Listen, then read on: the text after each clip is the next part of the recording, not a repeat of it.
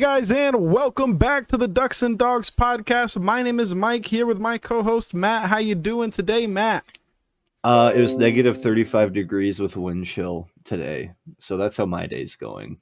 I'm kind of jealous, honestly. I would like some cold. It's like 90 something degrees out here, and I'm not enjoying it. I can trade spots with you real quick if you'd like that. If negative 35 sounds fun to you, then we can arrange that, dude. So just to let you guys know what happened, last week we went to upload the episode, had one recorded, had it edited, had it scheduled to upload, and there was a copyright issue. And since it wasn't posting on YouTube, it's ready to go up on Spotify. We may drop it up just, for whatever's sake. But there was, I guess, an issue where they insta-flagged a bunch of YouTube channels for copyright when there wasn't any. Because the only chance for there to be copyright would be in our intro where there's some music, but it is copyright free. And it put it somewhere in the middle of the podcast where it's just me and Matt talking. So I don't know what that issue was, but I called somebody at YouTube and they said that should be resolved and we should be good to go for this one. Yeah, gotta love the algorithm and when it doesn't work, which is most of the time. Yeah, one thing that we talked about in that episode was that I was predicting Oregon to lose to Arizona State and beat Arizona. Almost came true. Almost happened. It was bad. It was a bad loss against ASU.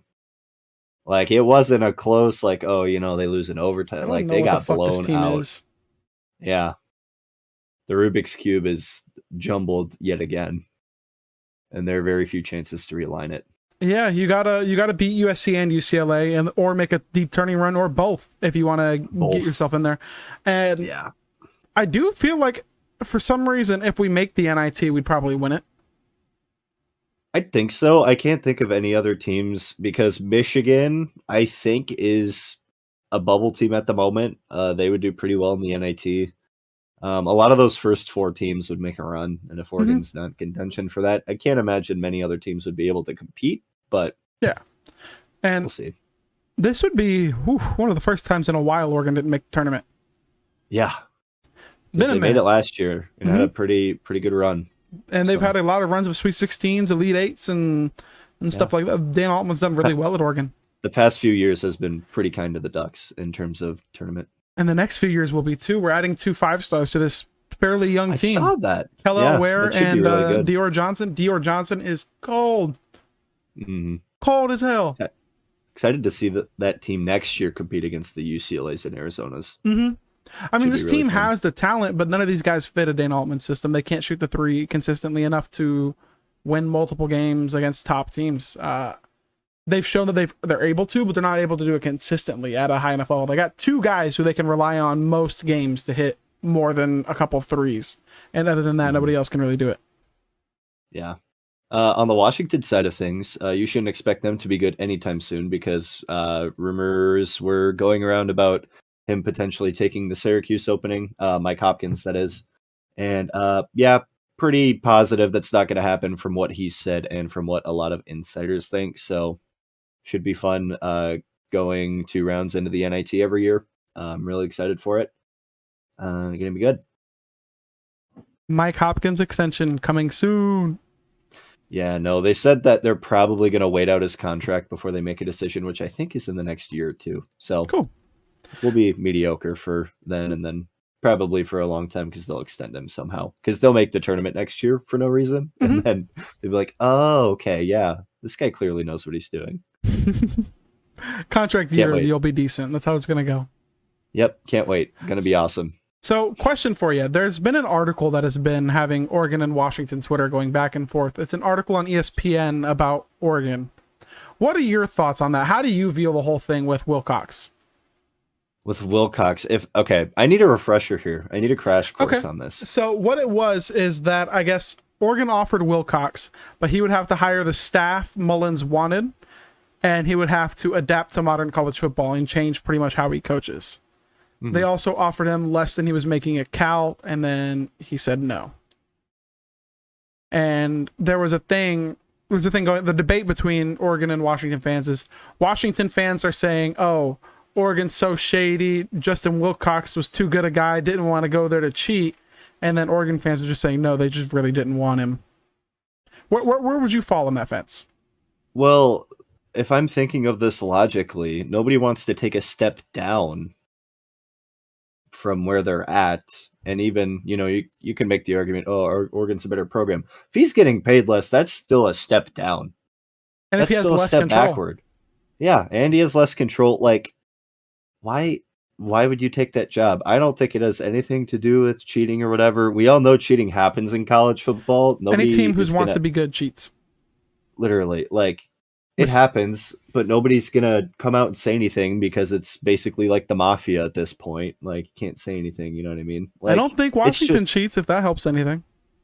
well, that's good. We love moral victories. We're really good at taking those, don't you think? You need to start cheating if you want to be good. Yeah, I'm down for it. As long as I don't know, I don't care. Like, even if as you long know, as we're as not long like as the killing NCAA people, don't like, know. cool. Yeah, exactly. Why do we even have to bring cheating into it? Like, it doesn't seem relevant for this. He's got too much honor to take the Oregon job because he's if it's a step Washington down, why guy. would he take it? Why? Exactly. It literally boils down to that. It's And very base level. I at least feel like it's pretty obvious Oregon made that offer to appease the alumni. Must have been. And Either that or they wanted to really hammer at that assistant pool. Not that they didn't, because they put together a really good assistant staff, but they had a couple questionable pieces, but they have maybe they could have improved that OC spot or something, but they hired seriously. all around pretty good staff. They got one of the better available offensive line coaches, a really good defensive line coach who we didn't think was available. And they got the recruiting mentality that they wanted in that staff. And, maybe if Wilcox takes control, I put that in quotes because he would have a lot less control than a head coach usually would, but like, who knows? You can probably upgrade that OC spot. You can bring in other people for your recruiting staff. Like, and then, for Wilcox, if they're doing that, paying you less, bringing in elite coordinators, your job security just dropped a little bit. Yeah. And what Oregon was able to do with this staff too is they have a succession plan in place now. Mm-hmm. If Dan Lanning leaves, you have a PNW guy right there, a defensive coordinator who could potentially be decent if he does good at defensive coordinator. I'm not saying it'd be a good hire right now, but as long as you keep that assistant pool staff decent, like, he would do okay. He would definitely be competitive. As long as with the roster they have. As long as you're willing to spend money is really what it is. Yeah. As long as you're willing to spend money on football, a recruiting guy can be your head coach and you can be good. Yeah. And I hate to say this, dude. It hurts my soul to say this, right? But like, Oregon's pretty set up for the near future. It would take a Jimmy Lake level meltdown to mess up what they have.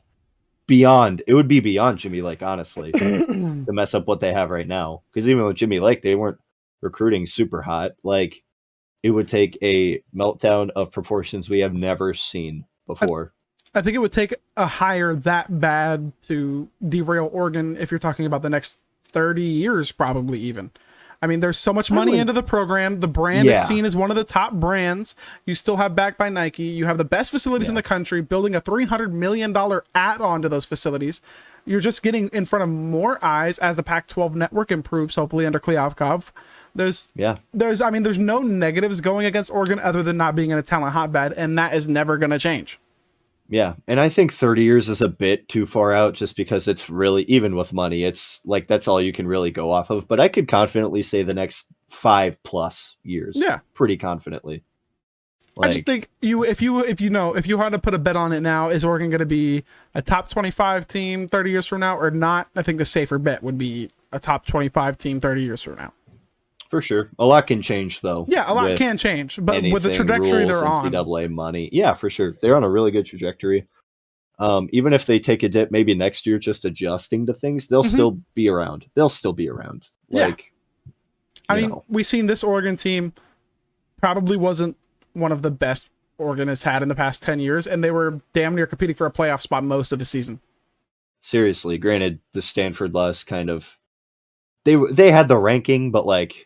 I don't know if people would have taken it seriously. If we won out, we would have made the playoffs easily. Yes. Yeah. 100%. And we could have maybe gotten the 2019 argument of, they didn't make it, but were they better than that number 4 team? Maybe if we beat Utah one of the 2 times. Yeah. But even being in that conversation, like that's better than 95% of college football. So yeah, not a bad spot to be in. not at all. And Not at all. there's going to be, I assume, maybe a game or two fall off this year, but Mm-hmm. Oregon's set up fine, and It, cheating is college football. let's get real here. I don't think it's good that it happens, but like you can't do anything about it. Like it's just how it is. You know what I mean? You could do, the NCAA could do something about it if UConn's doing it. They can't do shit if USC, Oregon, Oklahoma, Texas, Alabama, Florida, these schools are doing, there's not shit they can fucking do. Yeah. Because if they decide to do something, guess what Phil Knight's gonna say? Fuck you, we ain't losing the NCAA no more. I wonder how many ADs and school presidents he has contact with. How many schools run Nike uniforms? Quite a few. Quite a few. And the ones who don't regret switching probably. And I guarantee you, if they go after more than one big program at a time, like if they tried to bust a bunch of people, it would be over. The entire SEC would leave, the big markets would leave, and it'd be toast. It would become what some people fear in the super conferences, where it's like the Big Ten takes over USC and Oregon, and the SEC adds Oklahoma, Texas, and it just becomes pretty much those leagues competing for everything. Yeah, but also we have to remember that the NCAA is not stupid enough to do that. So no, exactly. It's something that's not going to go away, and it's never going to go away. Yeah, like I don't know, man. Embrace it and use it to your advantage. Seriously, stop tweeting about how much honor your program has. That means if you're tweeting about the honor your program has by not cheating, that's how you know they fucking suck. We should talk about like the team winning. I would love to talk about that. Yeah, you notice the team talking about honor finished 4 wins. Four. Some great honor. Great, good honor. Ain't no honor in losing. I'm for doing things the right way, but when it doesn't get you wins, like let's reevaluate what the right way means in the first place. Let's define the right way. This cheating is paying players who generate the school tens of millions of dollars, which isn't even illegal now, by the way. Exactly. And the way Oregon and Bama and schools like that are doing it might not technically count as NI, but really, who the fuck cares? Yeah, like the NCAA opened a can of worms by not regulating NIL, and it screwed them. But also, like, there's nothing they can do now. What could they have really done to regulate it? You're going to put a salary cap on college football? I think a reporting system is the only way, so the NCAA can try to see fishy stuff going on. But even then, you have to set in rules in place for what counts, what doesn't, what's okay, and what's not okay. And I don't think that's a lot more than a year. But they didn't have. Yeah. In their defense, they didn't have the time to set that up. These state Supreme Courts and state legislatures were saying, "Hey, you got until the first of the year." Seriously, that was all that. There wasn't. This is how it was going to go. Once state legislatures got involved, it was done with. The NCAA lost all of their power. Mm-hmm. So that's about that. Fuck honor. Ain't no honor in losing. We some cheaters. And cheaters win. It's not cheating if you don't. Whoever get said caught cheaters also. never win probably lost to a cheater a lot. Quote it. They probably did. Like, let's be real. They was probably playing some fucking Monopoly, and some dude kept kicking their ass, and they found out he was cheating. And they're like, cheaters never win. I'm like, shut the fuck up. Washington rowing pays players fucking no honor in that program. No honor. we cheat and we don't get caught. Man, the Twitter this offseason has sucked. What do you mean it sucked? It was so much better last offseason. I guess when an entire fan base has the confidence that Washington did last year, because the wind is not in our sails anymore. All y'all have is like what Oregon does wrong, not what you're doing right. Yes, very true. The Cooper Cup, Aaron Donald treat we got. Wonderful. I will say that was amazing. Quality tweet, Matt. And thank you. Appreciate that. Follow Ducks and Dawgs on Twitter, by the way, for more quality tweets. Yeah, like that we tweet maybe like once a week. Yep. They're still bangers though, so who cares? They still pop off. It's good content. Exactly. Yeah. Because we've had the Dan Lanning national champion graphic. Mm-hmm. We have had the Aaron Donald argument that was born because of it. Or no, because then Cooper Kupp came after that because the Junior Adams joke. Then Aaron Donald came with that, and then Aaron Donald came of that. That's been pretty good. Now listen, once all of these Georgia, hold on, how many Alabama players got coached by Tosh LaVoy? Who's in the NFL? I don't know. I need to find somebody. I need to find who's really good. I'm gonna add to this debate, and I'm gonna go in and find anybody Dan Lanning coach from Georgia. We are gonna have a staff full of national champions by the time the offseason. But at the same time, y'all have like 3 coaches who have been to major programs. The rest came from Fresno, so true. You'll have GPAC titles. They matter. Woo! That's where the real football's played. I would know. I would know. I play in the title GPAC. Was one too. Yep. The NAIA national title. GPAC is where the real winners are. I would know. I get my ass kicked by Morningside every year. That's a winning program right there. Did he coach in the same division you play in? Oh, yeah, because Sioux Falls, before they moved up to D2, he's the reason Sioux Falls moved up to D2 is because they kicked everybody's ass in the NAIA. And they were in the GPAC, which is the conference my college is in. So cool. Yeah. So another thing we touched on last episode was baseball and softball. Washington's off to pretty good starts in both. Oregon's off to a really good start in softball. Baseball, I don't know what the fuck is happening. We're 1-3, but we did lose some players. Like Robbie Ashford hit the transfer portal. We lost guys to the MLB draft, but Oregon's a young baseball program. They didn't have baseball until I think the last 10-15 years. I don't know. I don't follow baseball close enough to know. Our baseball program is relatively young, so I'm not worried about that. It'll be really good. Yeah. I like what Mike is doing over there. Should be fun to watch. That is about all the time we're going to give softball and baseball any podcast because we're not talking about this very long. But UW softball is kicking absolute ass. I will say that, and it's really cool to see. I'm really excited. I'm going to watch those games this year when Oregon and Washington play. Those are going to be good. I'll be watching that too. Those are going to be awesome. They'll be fun as fuck, man. They're going to be good games. Yeah. What else? I feel like that's all we have to talk about for the next few months until the draft comes around. What other players, brief stints at Oregon, can I talk about who came here for a year? Who can we add to this narrative? Who is Oregon's Joe Burrow we can claim? Transferred out of Oregon and balled out. Johnny Manziel was once an Oregon commit. We have 2 Heismans. Give it a year and Travis Dye will be in that conversation. But Travis Dye was already the best running back in the conference when he was here. I know. I guess, is he going to go win a fucking Heisman? He could. He could. Be real. Can you imagine? Be serious. Can you imagine? No, just try to imagine it. Just take a second, Mike. I'm going to change your @ on the graphic to Go Dawgs 91.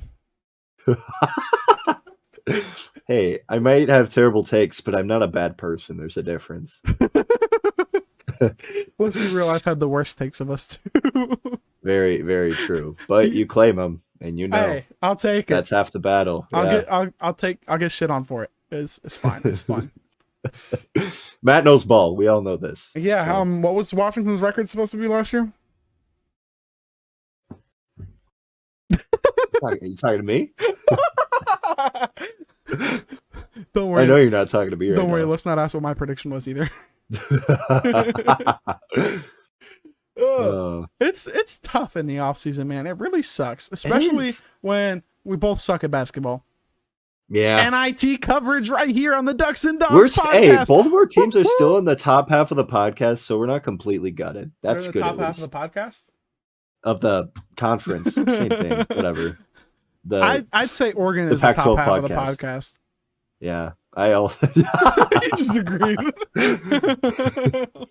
Definitely generates a good chunk of our viewer base, so I'm for it. Yeah, but the Duck fans who watch us like you better, so it's weird. True. Well, again, Matt knows ball. Matt knows ball. Mike almost. They just love the experts. Mike was very close to knowing ball last week. Yeah, very close. Dog, 3 points off. I would have came in here so loud if we won. I would have been.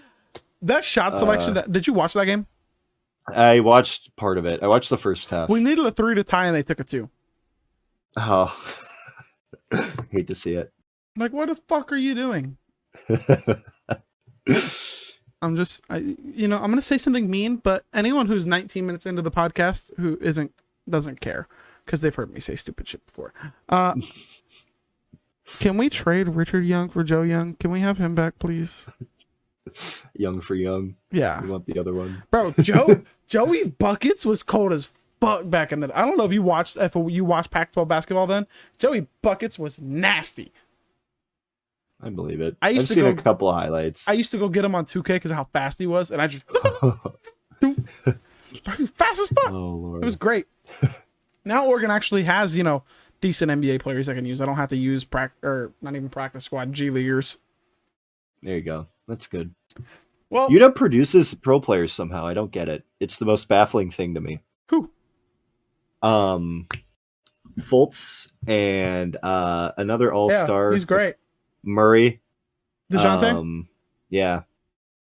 And obviously IT, but he bounces around everywhere. He's a journeyman. See, we have some super talented guys, but they all keep getting hurt. Everyone knows Bull is talented. Troy Brown Jr. is really talented. Peyton Pritchard plays well. Bull. You forget it. Bro, Bull, if he didn't get hurt, what run Oregon could have made with that team? Seriously. Or wasn't that that was the COVID season, wasn't it? I'm pretty sure, yeah. Yeah, so it doesn't matter. Yeah. The women's team would have made a fucking run. I'm gonna always bring that up when we talk about the COVID team. Fucking Sabrina Ionescu, the Kobe Bryant of women's basketball. Facts.